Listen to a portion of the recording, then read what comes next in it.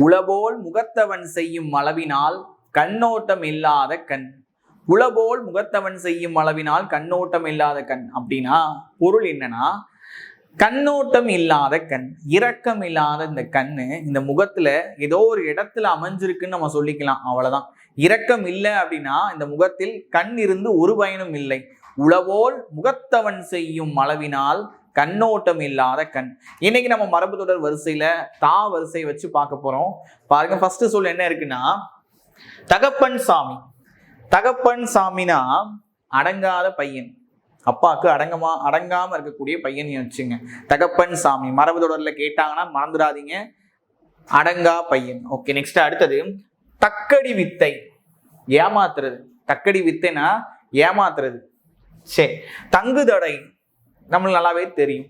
தங்கு தடை, தடுமாற்றம். தங்கு தடைனா தடை இருக்குதுன்னு அர்த்தம். அப்ப என்னது? தடுமாற்றம். தங்கு தடைனா தடுமாற்றம். தடங்கோளுதல், தடம்னா வழி, அப்போ வழி செய்தல். தடங்கோளுதல்னா வழி செய்தல். ஓகே, நெக்ஸ்ட் தடபுடலா விருந்து ஏற்பாடு பண்றாங்க. தடபுடல்னா ஆடம்பரம். சரி, தடி போடுதல் அப்படின்னா இடையூறு செய்தல். தடி போடுதல்னா இடையூறு செய்தல். ஓகே, என்னென்ன சொன்னோம்? தகப்பன் சாமினா அடங்கா பையன், தக்கடி வித்தைனா ஏமாத்துறது, தங்கு தடைனா தடுமாற்றம், தடங்கோளுதல்னா வழி செய்தல், தடபுடல் அப்படின்னா ஆடம்பரம், தடி போடுதல்னா இடையூறு செய்தல். இதே போல நம்ம நிறைய மரபு வரிசைகள் பார்ப்போம் அடுத்தடுத்த சீரீஸ்ல. நன்றி, வணக்கம்.